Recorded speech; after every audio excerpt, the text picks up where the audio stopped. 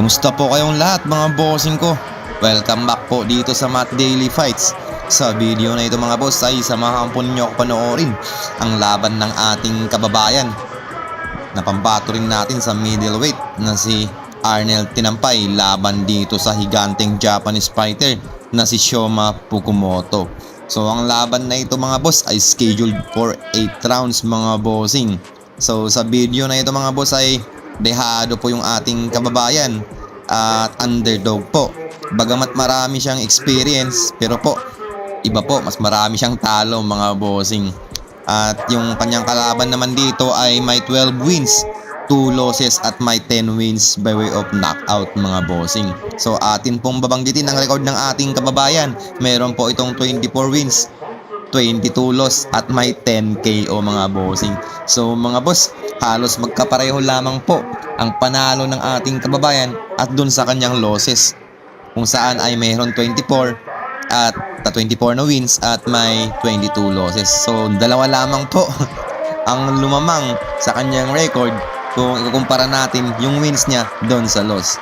So mga bossing, wag po kayong kukurap sapagkat ay napakaganda po ng bakbakan na itong mga bossing ko. At kung titingnan natin, mas matangkad at mas mahaba itong kanyang kalaban. Pero mamaya-maya mga boss ay papasayawin po yan ng ating kababayan mga boss. Let's go. And in a while po, magsisimula na po ang round 1 dito sa bakbakan na to mga boss. Dito pa lamang mga bossing ay makikita natin yung difference ng tangkad at reach. Let's go. Seconds left bago magsimula ang opening round dito sa bakbakang Tinampay versus Fukumoto ng Japan. Let's go. The Filipino fighter here is wearing blue gloves while the Japanese here is wearing red gloves as usual mga boss. Okay, what a good 1-2.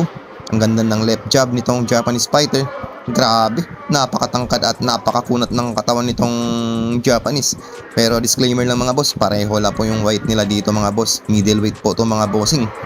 Kasing weight lang po ito ni Weljon Mindoro at ni Yumir Marshall. Let's go. Uppercut, left jab straight. Okay.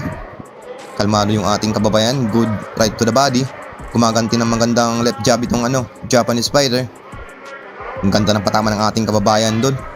Left to the body, sabay sa ulo. Marami na po nadaling fighters ng ganong klaseng kombinasyon. What a good one to. Magaling din si kabayan mabilis kahit marami siyang talo mga boss. So syempre hindi natin ma-count out yung kanyang mga experience. At may 12 wins pa lamang itong Japanese, pero dalawa pa lang yung kanyang losses at may 10 wins by way of knockout. Inside fighting pero lumalamang si kabayan. Ayan na, nagpapakawala ng left and right combination sa katawan yung ating kababayan kahit naigpit yung mga depensa ng Japanese. What a good right hook. Napakawide ng view, tinamaan mga boss. Gumiling mga boss, muntikan ng sumayaw. At yan po, lumalambot na agad yung tuhod nitong Japanese fighter sa opening round pa lamang. Ang daming follow-up ng ating kababayan pero hindi po tumama. Pero yun, may patama sa katawan kahit hindi umabot sa ulo. Napakatangkad kasi pero ang maganda dito kay kabayan ay naghahanap siya ng paraan upang mapatama ang kanyang mga kombinasyon. Okay, walang pushing daw pero walang ginagawang pushing ang kababayan natin dito. Let's go. Hindi natin maintindihan kung bakit yun ginawa ng referee. Pero going back to the fight at lumalamang pa yung ating kababayan pero dapat mag-ingat siya sa kanyang pagkatake nang sa ganun ay hindi matamaan ng mga counters. Let's go. Lumalamang si kabayan sa exchanges na yun at nayanig niya, napapalambot niya yung tuhod nitong Japanese. Sumasayaw na yung Japanese kanina mga bossing ko. Dahil sa lakas ng mga left and right combination ng ating kababayan, buti na lang yung follow-up niya hindi tumama sa pagkakataong yun. Okay, round 1 pa lamang. Pero napakaganda na ng bakbakan at mainit na mga bossing. Let's go. Inside fighting. What a good uppercut. Another left. Pero gumanti ng jab. Itong Japanese. Gumanti ng ating kababayan. Nakatama yung ating kababayan doon. Mahigpit lang yung depensa niya sa katawan mga boss. Kaya eto, pinupuntirya yung kanyang ulo mga boss. What a good straight. Tinamaan yung Japanese doon mga boss. Pasensya na ako, nabubulol at na-excite sa laban nito mga bossing. Huwag po kayong kukurap. Dahil isa ito sa pinakamagandang laban na ating mapapanood mga boss. Ang ganda ng kombinasyon pero na-counter yung ating kababayan. Buti na lang at makunat si kabayan mga boss. Kailangan niya mag-ingat just like what I've said mga bossing. Dapat kung mag-initiate ay sabayan ng konting pag-iingat nang sa ganun ay hindi makuha ang kanyang kalamangan At doon nagtapos ang opening round. Let's go mga boss. At lumalamang po yung ating kababayan dun sa opening round kung saan ay napasayaw niya itong Japanese. Let's go.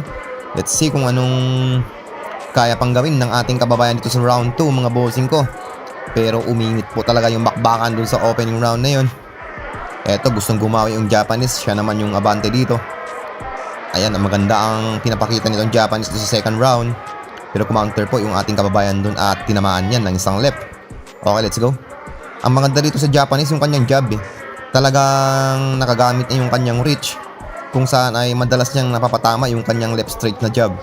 Pero ang lamang kay kabayan dito yung inside fighting niya mga boss. Tingnan natin yung kanyang uppercut.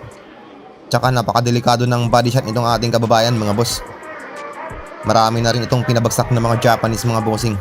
Pero let's see kung maging matagumpay siya dito sa laban na to. Okay, may warning na naman yung referee. Yan. Pantay lamang ang pag-warning kasi dalawa sila kanina sa opening round walang ginawa yung Pilipino nag-warning agad siya ng ganun lang. Okay, going back to the fight, round 2 po tayo again. Let's go. Kalmado yung ating kababayan. Tingnan natin kung ano ang kanyang taktika. What a good right. Napatama niya ang kanyang right dun. Inside fighting, lumalamang yung Japanese dun sa exchanges na yun. Kahit may patama si kabayan, wag lang siya makipag outside fighting mga boss kasi talagang makagamit ng Japanese yung kanyang reach dito pagka malayuan mga boss. Ha? Wala nga ginawa yung Pinoy mga bossing. Naku po, napakahigpit nitong referee mga boss. Kahit i-replay pa natin, walang ginagawa. Walang pushing yung Pinoy dun mga boss. Naku po. Pero tingnan natin mga boss. Tingnan natin kung yung ginakampiyan nitong referee kung tatagal ba dito sa Pinoy fighter. Sumayaw na to mga bossing. So ganun din ang mangyayari later on. Let's see. Okay, maganda yung pinatama ng ating kababayan dun. Gumaganti ng 1-2 itong Japanese pero hindi po lumalapag mga boss. Pagkus ay lamang yung ating kababayan dun sa exchanges na yun mga bossing ko. Okay, let's go. Napapayakap ng konti. Eto normal lang mga boss magkaroon ng clinch. Isa ito sa mga taktika upang ma-neutralize or ma-stop yung action. What a good left ang pinatama ng ating kababayan doon.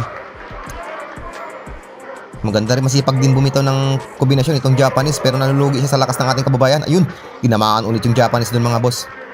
Muntikan nang sumayaw ulit mga bossing ko. Tangkad talaga mga boss. Pero maganda rin yung build up ng pangangatawan ng ating kababayan. Ang ganda ng body shot ng pinatama ng ating kababayan doon. Again, tinamaan sa ulo. Again, sa ulo na naman mga boss. Okay, maganda pa rin ang pinapakita ng ating kababayan dito sa round na to. Kahit na medyo kumakampi yung referee dito sa Japanese fighter, normalize na natin yan. Okay mga boss. At dun nagtapos ang round 2 mga bossing. Okay, round 3 na po tayo. At lamang pa rin po yung ating kababayan dun sa round na yun mga bossing. Tingnan natin dito mga boss. Let's go. At gusto pang bumawi talaga itong Japanese pero maganda pa rin yung composure ng ating kababayan kung saan ay malinis ang mga kanyang counter. Initiator pa rin dito yung Japanese fighter habang yung ating kababayan atras sabay counter naman. What a good left straight ang pinatama ng ating kababayan. May follow up sa ulo. Ang ganda ng pinatama ng ating kababayan dun sa body shot. Kahit na mahigpit yung depensa ng Japanese fighter sa kanyang pangangatawan, may mga lumalapag naman na suntok. Tapos sabay follow up sa ulo mga boss. Tulad nun, kung ganyan pa rin ang gagawin ng ang Japanese fighter, mamaya maya talagang mapapatama ng ating kababayan yung kanyang solid. At kung makikita natin mga bossing, effective naman yung kanyang taktika sa laban na to mga boss, kung saan ay nagiging counter puncher siya. Let's go. Lamang talaga si kabayan pagdating sa inside fighting. Hindi kasi siya like hindi niya kailangan dumiin ng husto. Talagang naaabot niya itong Japanese fighter mga boss. Let's go, going back to the fight. Nasa third round na po tayo. And I'm pretty sure kahit hindi tayo ganun kagaling mag-judge, lumalamang po yung ating pambato dito. May patama yung Japanese dun. Napapalakpak itong kanyang mga kababayan mga boss. Kahit na nakatama yung ating kababayan, gumanti naman siya mga boss. So underdog po yung ating kababayan dito at dayo lamang po mga bossing. Pero hindi papatinag, pusong Pinoy. Kahit na malaki yung kalaban. What a good 1-2 ang pinatama ng ating kababayan pero may counter po yung Japanese. Left straight. At yun, Respect sa jab ng Japanese. Magaling mag-jab mga boss. Yung kanyang left straight talaga ang nakakadali sa ating kababayan. What a good right. No, sumayaw mga boss. Ayun, sumayaw, gumiling, sumayaw. Ayan na mga boss, sumayaw. Talagang may lit reaction yung patama ng ating kababayan. Dun pa lamang, alam na natin kung gaano kalakas yung kanyang suntok at napatahimik dito yung mga Japanese mga bossing ko. Sumayaw dun yung matangkad na Japanese mga boss. Ayan na. Tingnan natin kung kaya matapusin sa round na to mga boss. Nagpapaulan, nagpapakawalat ng mga solidong kombinasyon. At yun, tinigil na ng referee yung laban mga bossing ko. Sumayaw, pumalakpak pa yung mga Japanese Ayan po, biglang tumahimik. Pinatahimik ng ating kababayan. Biglang pinasayaw ang kanilang pambato dito mga bossing ko sa round na to mga boss. And congratulations kay kabayan. Talagang palaban siya mga bossing ko. Okay. Kinawawa lang itong higanteng Japanese mga boss. Anyway, hanggang dito lang po muna tayo. See you sa next pa nating mga videos. At maraming salamat po sa laging pagtambay dito sa ating channel mga bossing ko. And yun, congratulations po sa ating kababayan. At panalo siya laban dito sa mas patangkad na Japanese. Okay, let's go. See you in my next video.